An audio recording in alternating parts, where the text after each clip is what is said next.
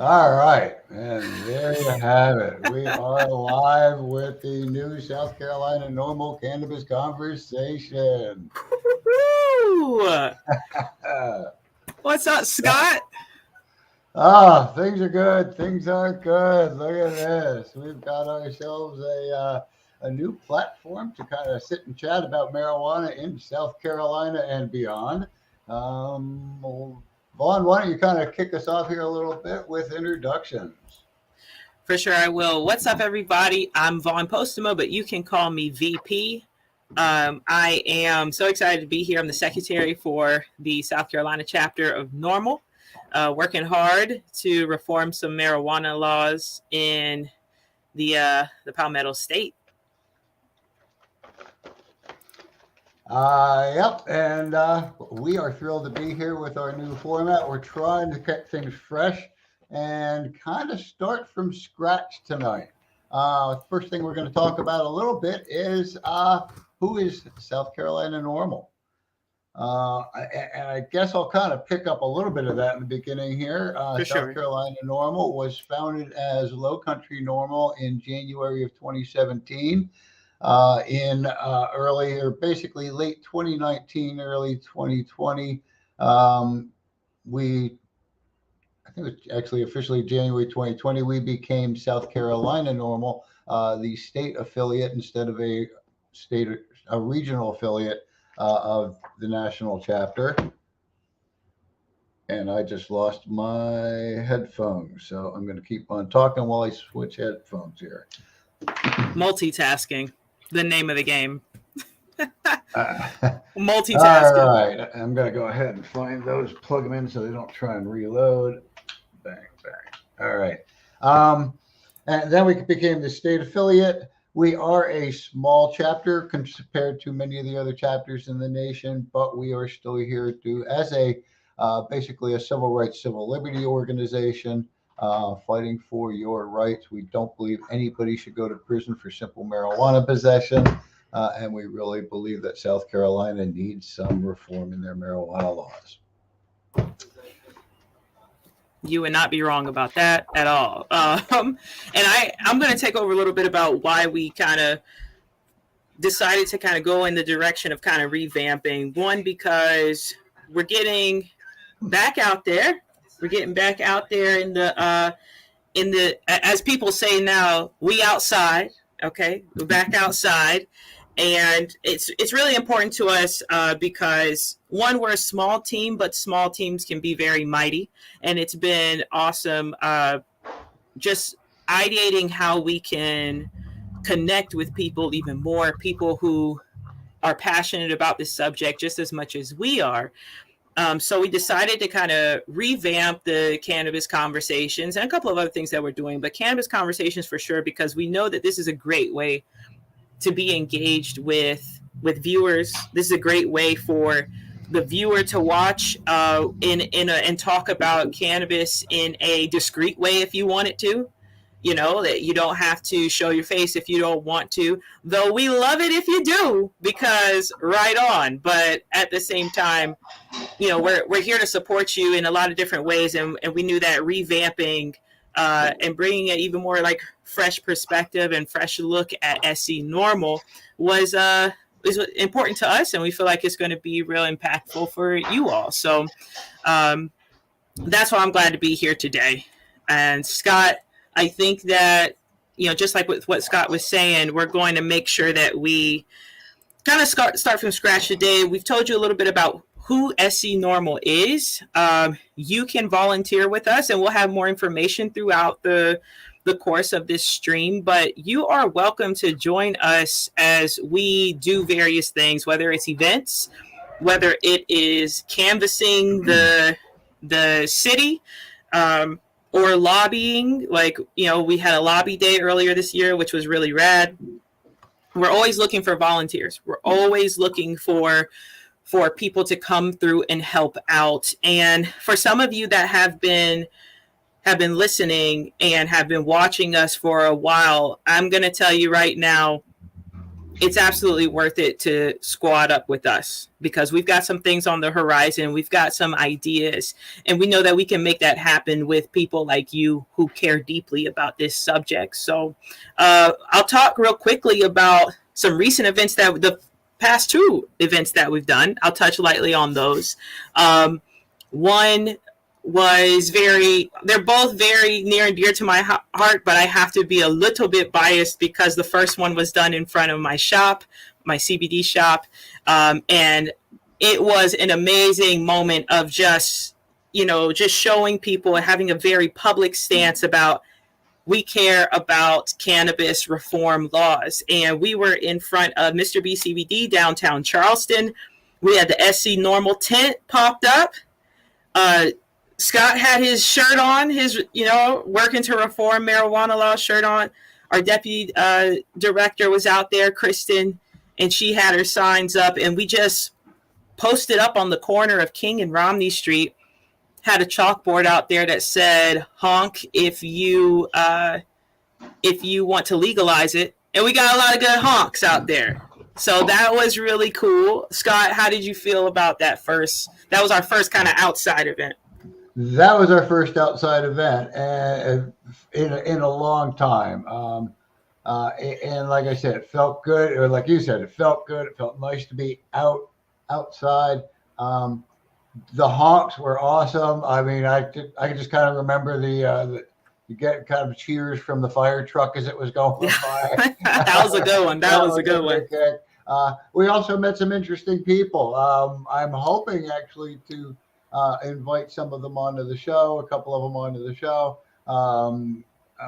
Gavin Gilbert, did I get his right name right? Gavin Gilbert, who is Gilbert, I'm sorry, Gavin Shelton, Gilbert Shelton. I'm getting the right names wrong. That's Gilbert Shelton. Anyway, we want to get. I blanked out all of a sudden. We want to get some of these folks on. We had somebody, Gavin, and I'm going to get his last name right eventually here if I have to even look it up. His uncle is Gilbert Shelton, the creator of the Fabulous Furry Freak Brothers, Wonder Warthog, and a lot of other fun underground comic characters of the 60s and 70s. The Fabulous Furry Freak Brothers live on in infamy today. Anyway, it was awesome. We're hoping to get a chance to get him on and get an interview with him. Maybe we'll get him on live some night where you can ask questions. We'll see. One of the nice things, kind of backtracking a little bit to this new platform, is it's going to allow us to use this platform to pre-record some segments, be able to maybe get interviews taken with, we'll say, celebrities or candidates or notable figures. So we're really looking forward to that aspect of this, is be able to pre-record some of these things in the off-show hours, off-podcast hours, and then be able to bring them to you on our weekly event. So we're really looking it's going to be forward awesome. to that. And if you have any suggestions about people that you would like to see on these cannabis conversations, hit us up, drop it in the comments. We love taking some suggestions, because we will be looking into having politicians on here and having, talk. We're very bipartisan here, but we are in a space of we want you to hear what these candidates have to say. We want you to hear what people who represent you, who you trust to represent you, what they have to say about, once again, a subject that's very near and dear to your heart. So quick shout out real quick to all the people in the chat. Appreciate you. Hemp Lord, Do Work Media, Charleston, Josh, what's up? Josh Griffin, Zay Sanders, what's up, everybody? Thank you so much for joining us. This is South Carolina NORML, and we are just doing a recap of some past events, and we'll get into our subject. But I do want to make sure that I talk about our last event that we had, which was at the beach.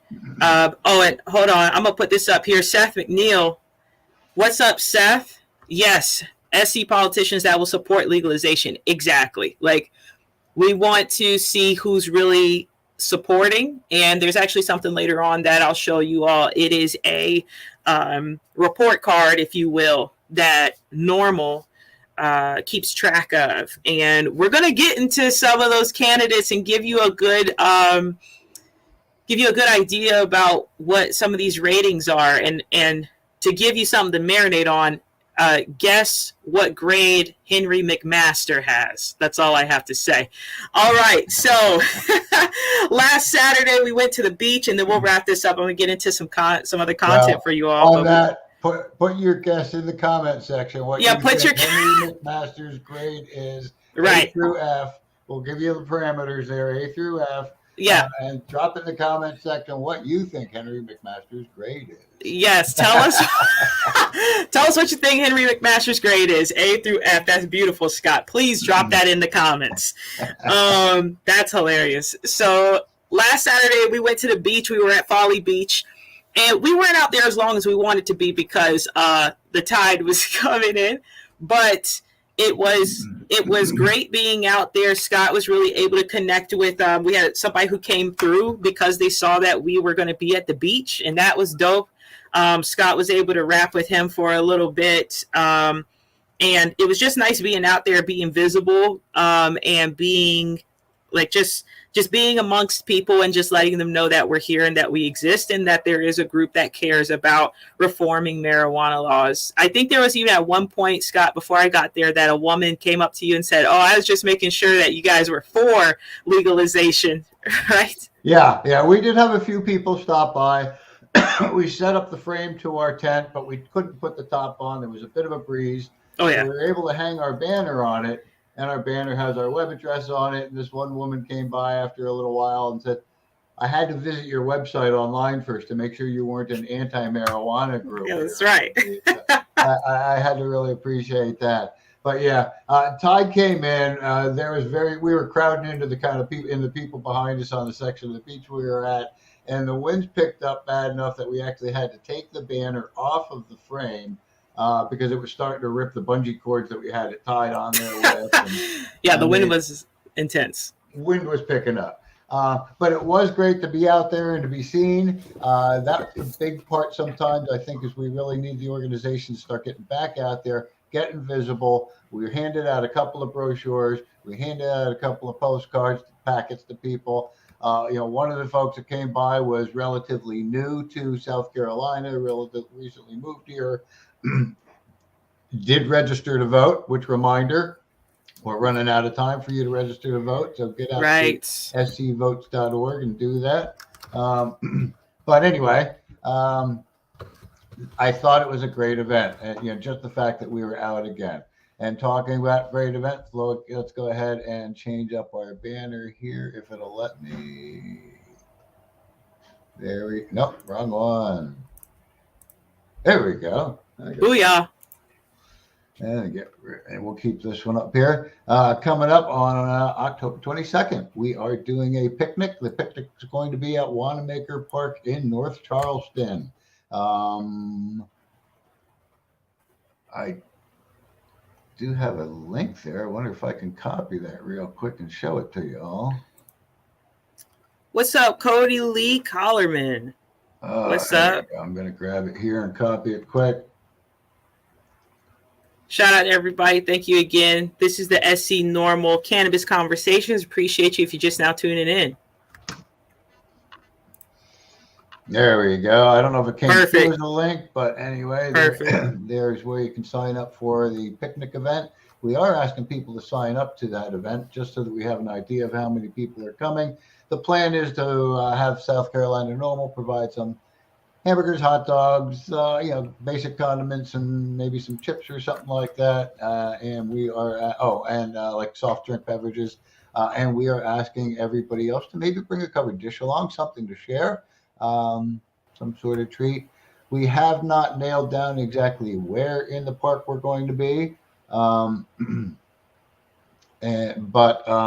Excuse me. We will really be sharing that information on that site. So if you sign up at that event page, you will get an update on that through the discussion section. Um, For a so, fact. upcoming event. One other upcoming event before we move on tonight, I will go ahead and hit this banner up real quick. That will be November 13th.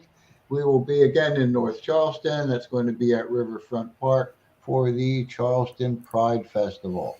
South Carolina NORML, as Low Country NORML, has participated there for 3 of the years since our inception, and then they were canceled the past couple of years. But those civil liberties and civil rights battles have been partnered throughout the decades in our nation, and we get a really good turnout, and it's really a lot of fun. Whether no matter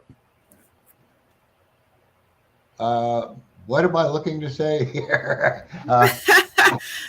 I think what you're looking to say is that we're happy that we're going to be able to be a part of that Charleston Pride Festival, and it's right. It's no a matter who beautiful you thing. are. That's right. My takeaway always is, my favorite part of that event is just watching the joy in people being able to be themselves. And it's freaking lovely, man. I gotta tell you, it is. So, okay, those are our upcoming events. What I'm going to do is switch one more banner here. I'm going to pop this over to let Vaughn talk about Right. today's agenda. So while she does that, I'm going to sneak away and go get my water, which I forgot to bring along. I will be back in a second, folks. Do your thing. Stay hydrated, y'all. All right. Today, woo! We getting into it, y'all, but only briefly, like only kind of in an overview. I'm not going to go into it, but because we're doing this revamp, I really want to make sure that we just touch on some of the basics. Like today, I'm going to talk a little bit about the history of like hemp, the history of cannabis, and how those two words are the same. But I'm going to talk about that, and we're going to talk about it as it relates to South Carolina. Now, this is going to be a real, like, just kind of a baby food version, if you will, right? I recently had a child, so I'm always in mom mode. It never goes away. But we're going to give you like that baby food version, because I think there's a lot of things that we need to understand that as South Carolinians and within South Carolina, how cannabis has been a part of, this country forever and a day. But how normal, pun intended, I guess, how normal cannabis has been in our society. And so the trickery has to stop.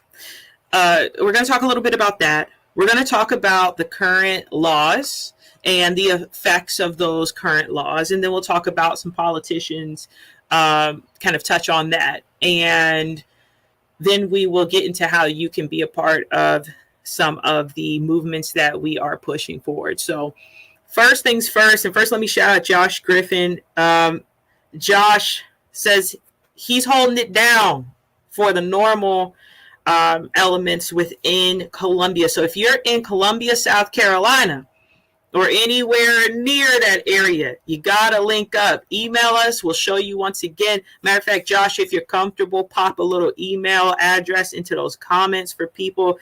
We'll also be sharing our contact information, but let's do it, y'all. It's time. It's time to get moving. It's time to get grooving. And so if you're around that Columbia area, make sure you hit up Josh Griffin. All right. Let's rock it out. Let's get into hemp in early South Carolina. Okay. So thank you so much, Josh. Matter of fact, let me let that live right there for a second. SEHomehero@gmail.com if you are in the Columbia or area or surrounding areas. All right, perfect. Okay, so I did a little bit of digging around. Been doing a lot of oh, I'm sorry. This is great. This is exactly why this exists. Zay Sanders said he's in the upstate. Let's link. Let me make sure I go ahead and pop in SEHomehero@gmail.com and send that on over to the YouTube world so that Zay has that as well. Appreciate you, Zay. That's what I'm talking about. Let's work. All right. South Carolina and cannabis. If anyone tries to make you believe or try to convince you that cannabis is a new thing, it is not. There is no trend. There is no fad. Cannabis has been around for a very long time.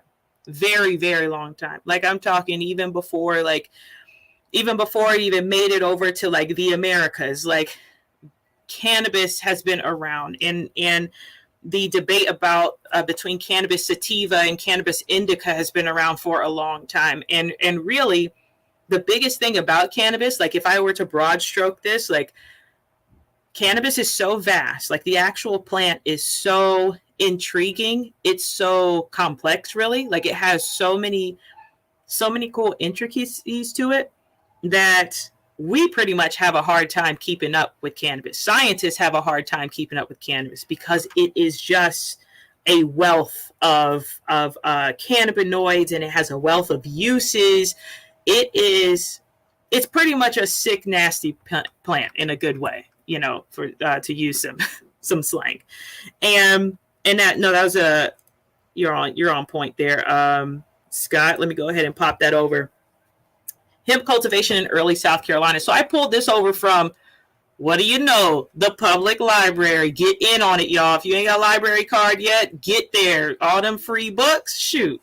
So hemp cultivation in early South Carolina. What I loved about this read right here, and no, I'm not going to read this word for word from you, but I will kind of skim through and kind of talk about things that are important to me or that kind of stuck out to me. But hemp itself was such a necessary plant when it came to early South Carolinians and really just early Americans in general. Like it had such amazing uses, like the actual hemp itself, like the stalk itself of the plant could be used for so many different things. And a lot of it was for like making sure like the ropes on ships and things like that, and different elements of ships, like coming from the hemp plant.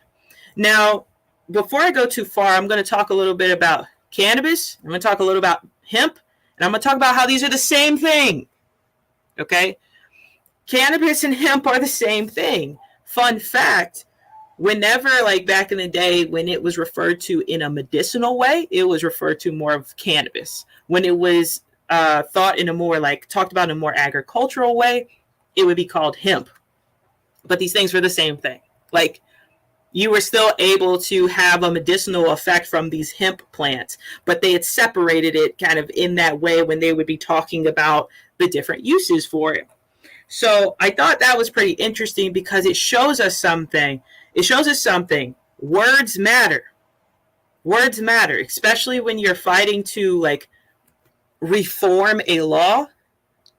It's words that make up that law.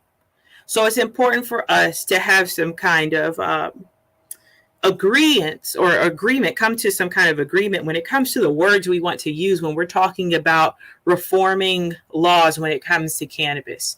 And that's going to be a journey, right? That's going to be a marathon. That's not a sprint. But the more that we talk about it and the more that we normalize certain words in our everyday conversation, that really is a part of reform as well. The way you talk about something, the way you think about something. So I think it's important to understand that historically, these words have been interchangeable.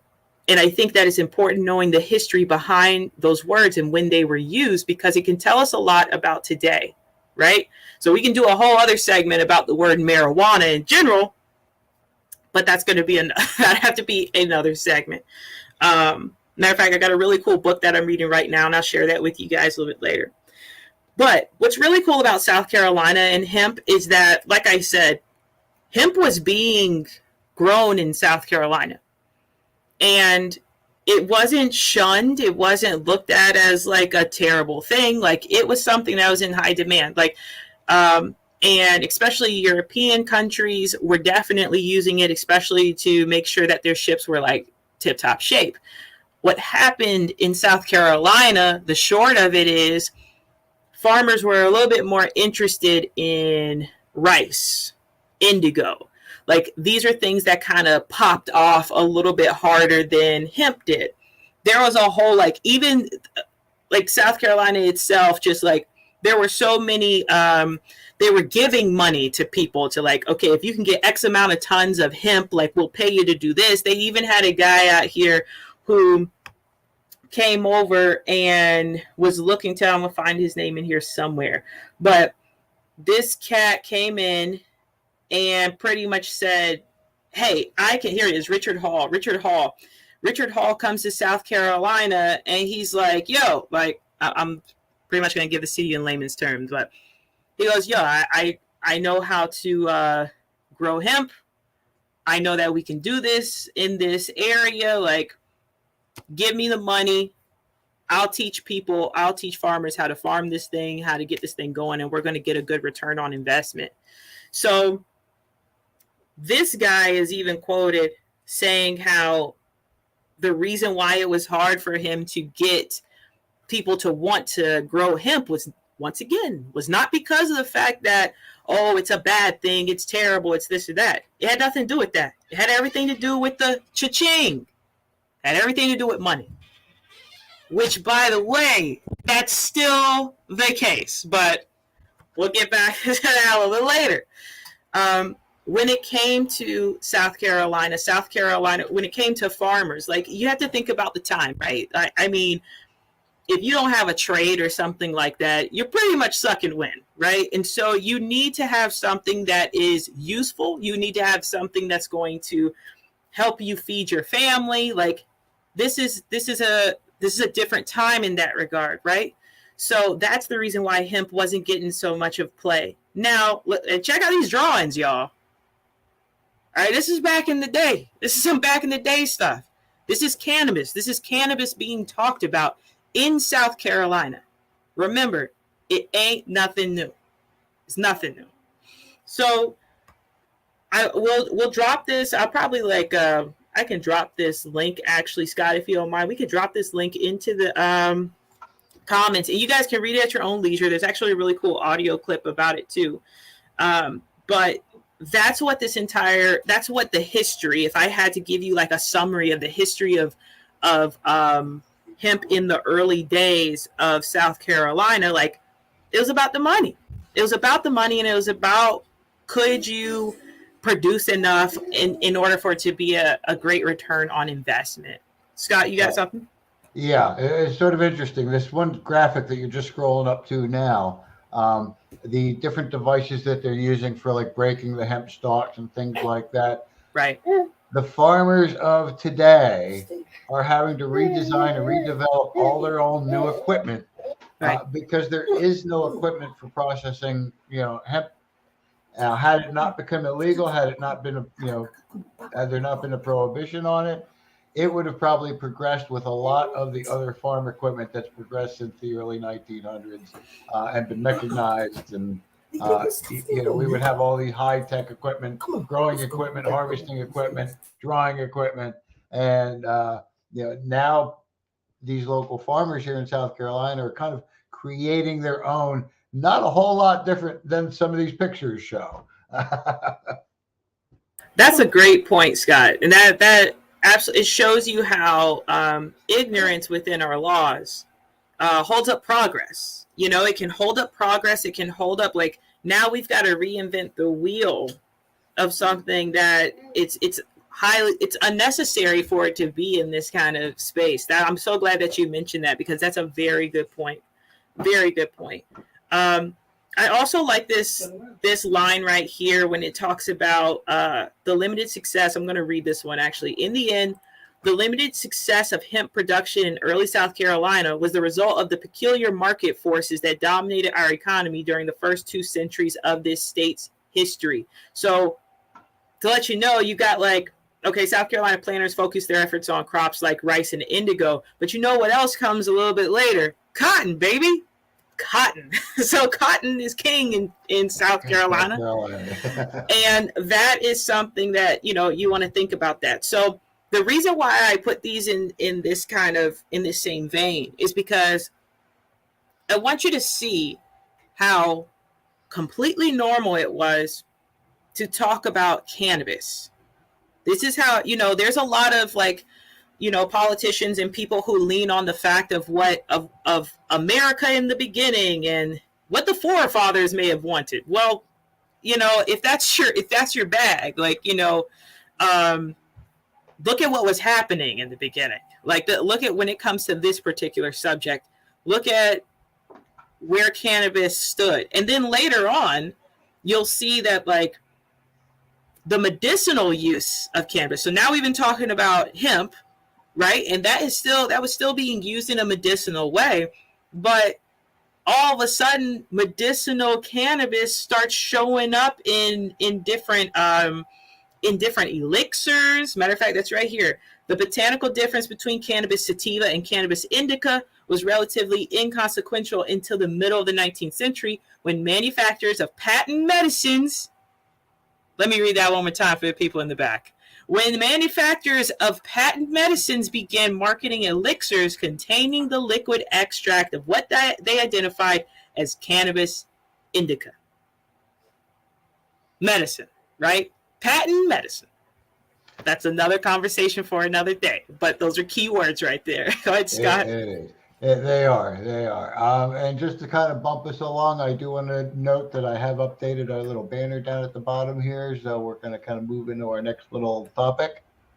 Perfect. Right on time. So South Carolina laws. So now I want to talk more about cannabis laws, because now we saw the then, right? I know it's a big jump from way back in that time to where we are now.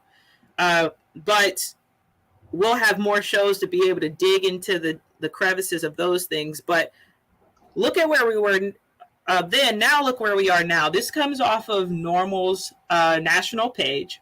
South Carolina penalties, right? So check it.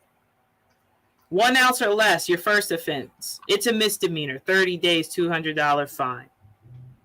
1 ounce or less, subsequent offense, incarceration for a year and $2,000.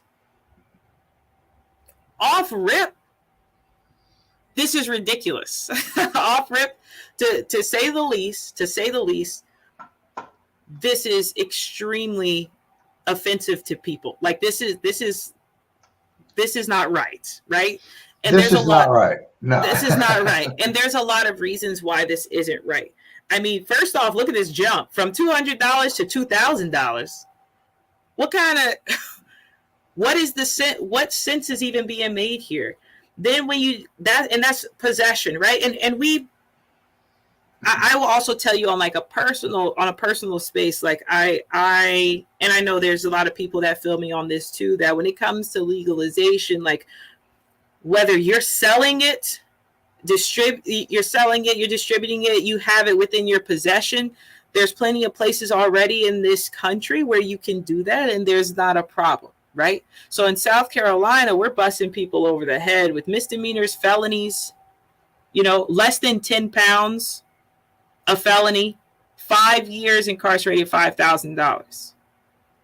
And I'm not going to read this line for line, but a big thing about knowing these particular cannabis laws, and I think Scott always does a great job of talking about this too, is that the repercussions, like the repercussions of even a simple, like a misdemeanor of possession, the repercussions that people can have, people can lose their jobs, their children, all because of simple possession. Yes. Scott, you look like you had something to say, because I know this. Well, I always have something to say about stuff like this. Yeah. Because, of course, one of our battles that many of our supporters and our followers want us to fight is that battle for home cultivation. Right. And you scroll down here a little bit and you look at less than 100 plants, 5 years incarceration, $5,000 fine.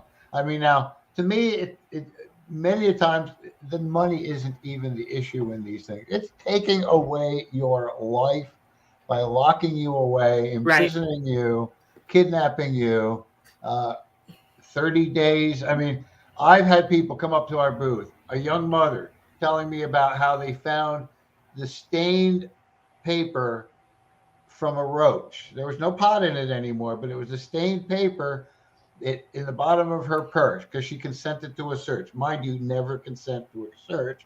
But she consented, thinking, I got nothing to hide. Why not? And they find this stained little paper in her purse. They test it. It tests positive for cannabis. she does 30 days in freaking jail for it. I mean, come on, Right. people. I've Right. heard the same story over a seed in the ashtray. We're not talking about a little slap on the wrist. You go home and don't let me see you around here, kid. We're talking about people having time taken out of their lives. 30 days does not just mean 30 days. Many times 30 days means you can't make it to work for 30 days. Guess who just lost their fucking job? Excuse my language. Yeah. Guess who just lost their job? Right. I'm in Right. passion. I'm in passion. Nothing wrong with passion. I hear that quite often from people who just get nailed from a DUI and they didn't make it to work for some reason, get locked up for 24 hours and all of a sudden they've lost their job because, they didn't get to work. But for 30 days for a seed or a stained piece of paper that may test positive with these very inaccurate roadside testing methods, many a time, well, what are the stories? They tested the guy coming from, no, not Dunkin' Donuts, but the other big donut place. They found Krispy Kreme. Krispy Kreme, and he's had some glaze on him. They tested it, and oh, you've got meth. Oh, you've got cocaine. Yeah. They tested the bird shit on somebody's window, and it's cocaine. It's like, what the fuck is wrong with this world where our judicial system allows these inaccurate tests to still be used against people the way they're used? And 100%. Steal time out of our lives. But these 100%. Are the laws in South Carolina, people. So be very careful as a cannabis supporter. It for a fact, and that even ranges to like, we know that hemp is legal, right? And so even with hemp being legal and with all the different things that are happening with the evolution of hemp and the evolution of like, whether it's shopkeepers, whether it's people who are just personally using, or if it's farmers, like these laws even more so now. If you didn't have a reason before, which you could have, you got a billion reasons already before, and we'll kind of get into that too, because we'll lightly touch on the ACLU's tried and true report. We're gonna, bring those facts back up to the surface. But like, even now, when you have these elements of like what Scott was just talking about, the testing being so just inadequate in general, like. You could have hemp that's straight up hemp flower that's within the legal limits of Delta 9 THC. And because our law enforcement don't have the right test to be able to accurately test your hemp flower, if there's just even a hint of THC, which guess what? A hint of Delta 9 THC is legal. Hemp-derived hint of Delta 9 THC is legal. So you shouldn't be going to jail for that. Correct. But they don't have the proper mechanisms to be able to do that. So your rights are being impeded upon, even with legal hemp that is legal. Your rights are being impeded upon. You are in jeopardy of not getting that job or losing the job if you get a random drug test. Exactly. Because they test do not test for impairment. They test for metabolites that are used for metabolizing cannabis compounds. They are in no way indicating that you're high at all. Right. So you could lose your children if you're under the scrutiny of Children Protective Services. You can lose your job on a random drug test. I've brought this up on our conversations before. They talk about in the news lately the shortage of truck drivers and how many truck drivers have lost their jobs because of testing positive for cannabis. And instead of deciding to go through their like amnesty program or their reintegration program, whatever you want to call it, a lot of the drivers are just saying, screw it, I'll find another job in another industry. Right. Instead of being scrutinized that way just for my preference of cannabis. Absolutely. And I want to bring up these stats right here that we have that, once again, the effects of our laws, of our cannabis laws when it comes to South Carolina. South Carolina ranks 26th in the nation for largest racial disparities in arrests for marijuana possession. 26th in the nation. Black Now, mind people. you, that report's a couple of years old. Some other states have now legalized, so I'm sure our ranking has increased in that respect, in that Good regard. point. Good point, Scott. Black people were 3.5 times more likely than white people to be arrested for marijuana possession. Let me tell you something about the South Carolina chapter of NORML. We're going to talk about race relations. Okay, and we're going to talk about race relations alongside all of these elements, because you cannot talk about reforming marijuana laws and not talk about race relations in the state of South Carolina.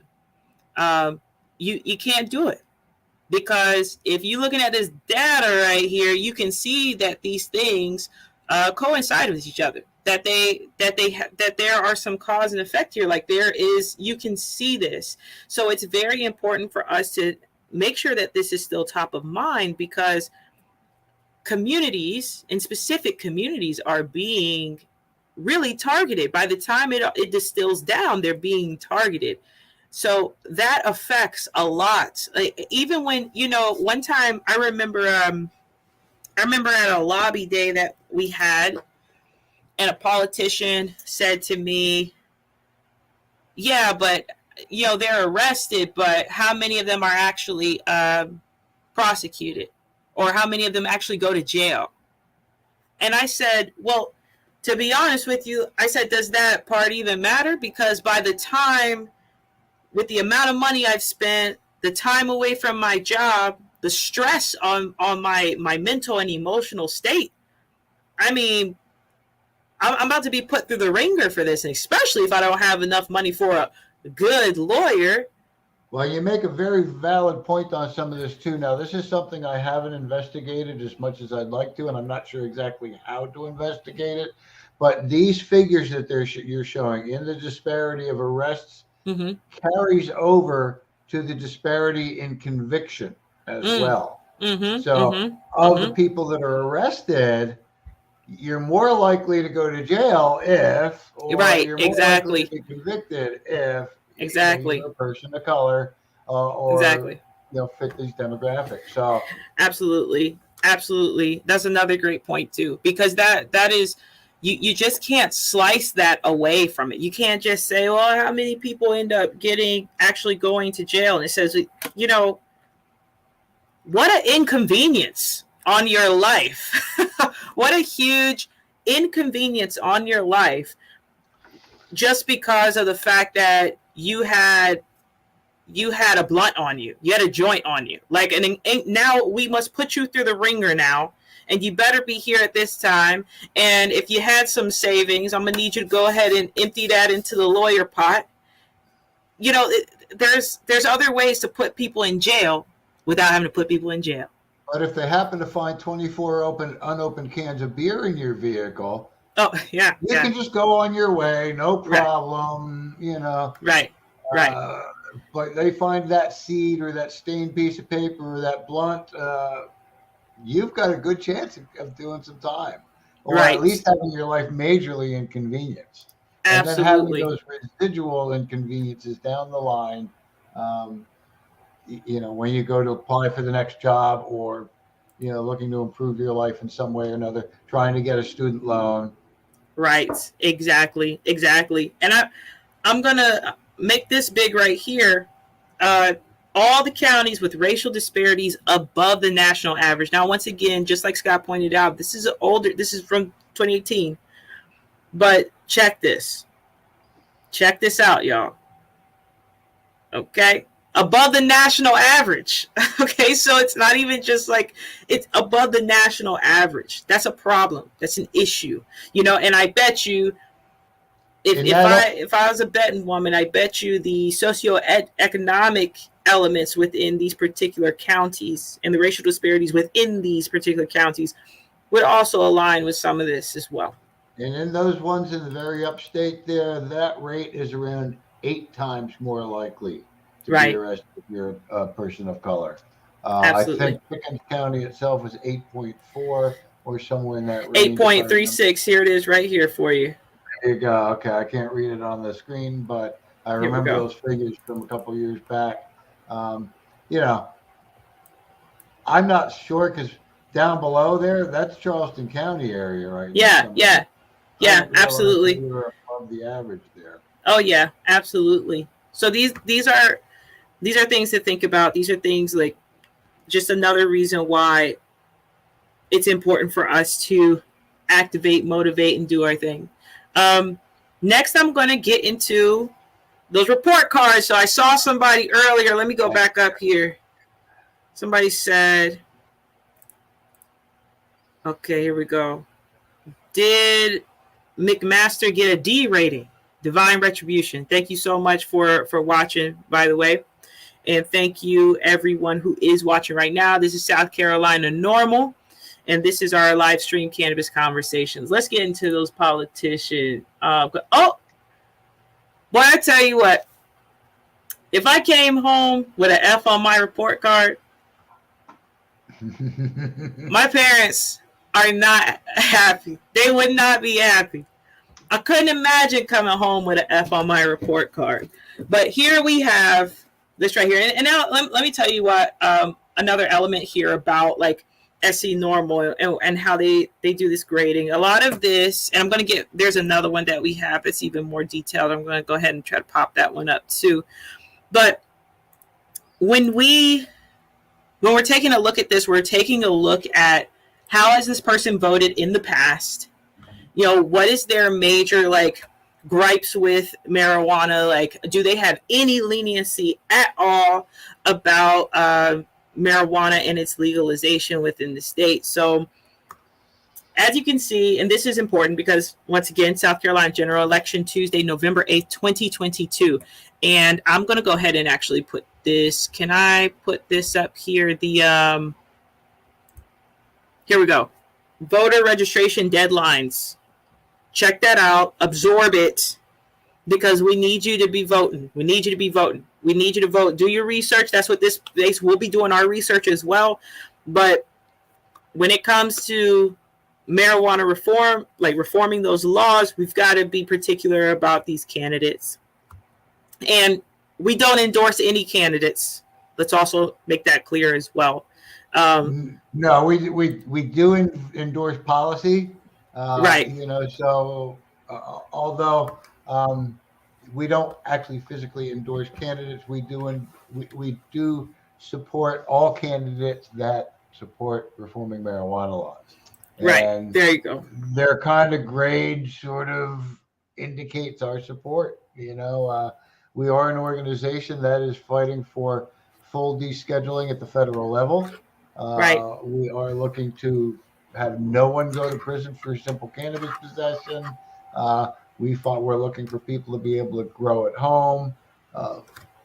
So yes, the more progressive their, I hate to put it that way, but the more progressive their cannabis policy, the more we favor them.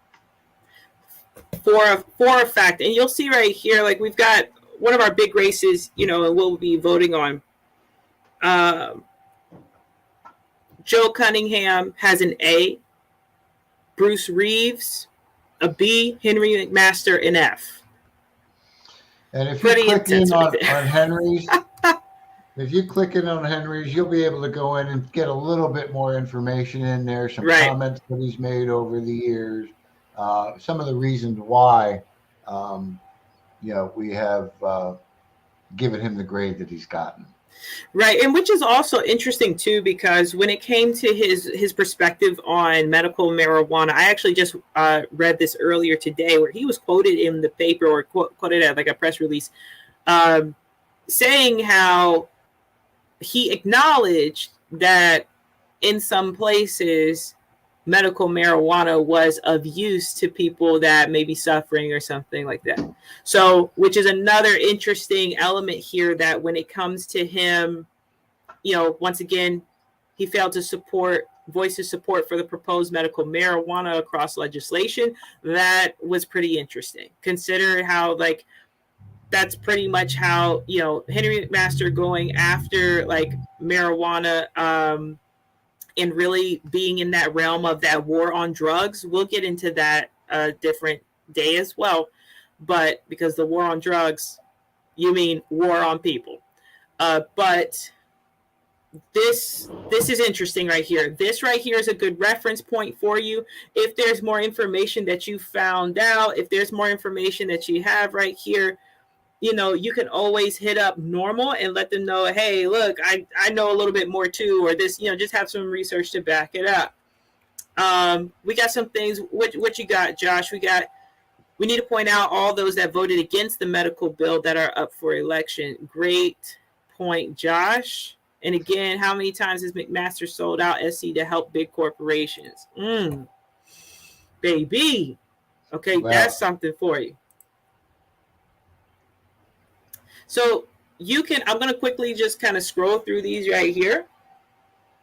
Wow, look at that. Nancy Mace.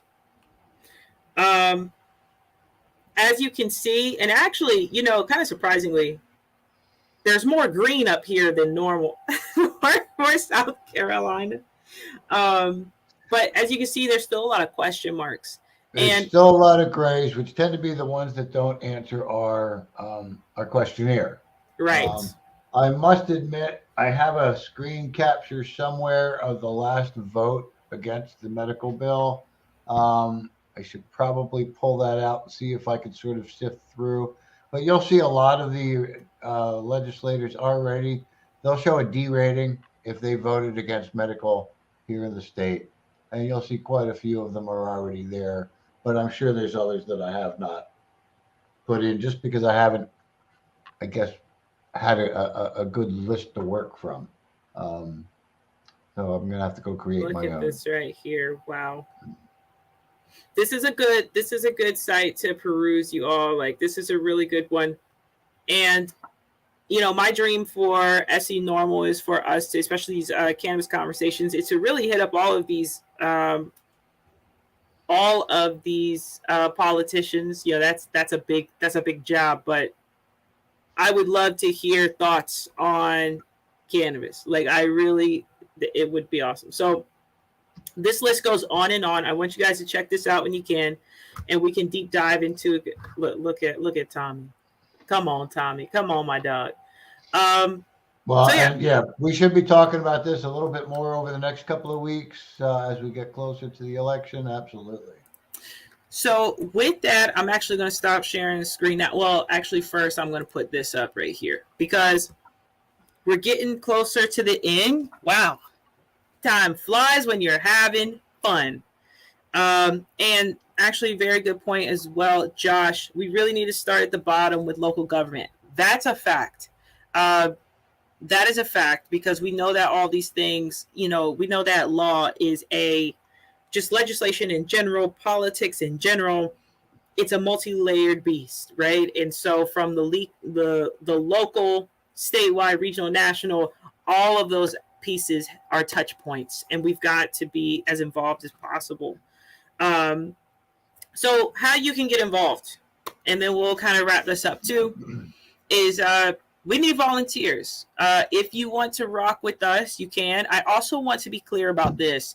You don't have to do things with us. You can do whatever it is that you feel like is your passion or your calling to do, or how you feel like you want to support. We would appreciate your help over here, though, because one, I think that we have a good time doing what we do, and it's always nice to just be surrounded by other people and building up a community. That's really what our biggest thing is right now, is building up a community of people who want to see change within South Carolina, especially this change and the ripple effects of this particular change. So if you're interested in volunteering, please hit us up. We got a volunteer form right here, and we also have some leadership positions that are available: a volunteer coordinator, event coordinator, and chapter leaders. That's why we're telling you to hit up, Josh Griffin. I know Josh is chomping at the bits to get something popping in Columbia. So that's really cool. So we need your help. We need your expertise, and any time, effort, or energy that you're willing to inject into this organization. It will be extremely helpful, and it'd be appreciated. With that said, I do want to make a couple of points here. I will drop the link for the volunteer form. But what I'm going to probably start doing a little differently than I've done in the past is, unfortunately, the form is one of those things where I'll see a response to it. I'll go and I'll communicate with the volunteer. And then when something comes up, I never really fall back into it. Or what actually, what a lot of it is people say, hey, I want to volunteer. And because we don't have a volunteer coordinator, I don't really know what to do, and people and our volunteers tend to get lost in the cracks. So one of the new things I'm going to be doing, and I'm going to probably be starting attaching it to some of our events coming up in the next couple of days here. Good example. Our next event is going to be the picnic in North Charleston.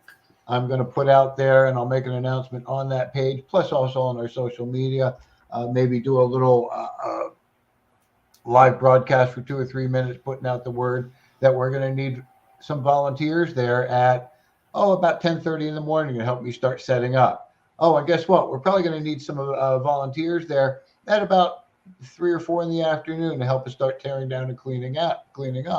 So I'm going to start making my requests a lot more event specific on where we need volunteers, instead of just saying, hey, we need volunteers, and then having people reach out, let me know they want to volunteer, and then I just don't know what to do. That is a failing on mine that has been consistent and ongoing. While we're talking about volunteers, real quick, I will be putting it out there that we will be looking for also a new board member coming up in the new year. Somebody that's not so much out on the front lines, but plays on the backside with us as a more of an administrative role. We are looking to fill one of those board positions. So keep that in mind as we're rolling toward the end of this year. We will be looking for some applications for that. Absolutely.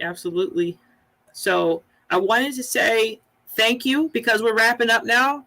Thank y'all so much for chatting it up with us. Thank you so much for spending time with us. We've been holding we've had a consistent amount of viewers this entire time, and I'm rocking with y'all. Thank you so much for that. We appreciate it, and we are looking forward to the next week. And check out those events. Make sure that you're following us on all the socials. YouTube, make sure you like, subscribe, and hit that notification bell so that you know every single time that we go live. Please make sure that you follow us on Facebook, Twitter, Instagram, because we definitely make sure that we try to stay on the up and up there. Thank you so much. I want to say, Anya, I think that you came to the lobby day. Good evening. Thanks so much for stopping by. Thank you so much. Nancy, thank you so much for coming through. Thank y'all so much for watching. Zay Sanders, thank you so much. Truly, I appreciate y'all. And I am, I'm not gonna get all mushy and stuff because we cool and everything, We're gonna keep it up and up. But I really appreciate y'all. I can't say it enough. I really can't. Hey, I want to put it out there that we appreciate you. We're really looking forward to how the conversation progresses over the next months and years. But I think tonight was an absolute great start to our new format. So absolutely. All right, y'all. Have a good night. And as Scott always says, never consent to the search. All right. Never consent. Don't don't answer questions. That's right. South Carolina Cannabis Coalition. We see you. Thank you so much. Appreciate it. Y'all have a good night. Good night now. Peace.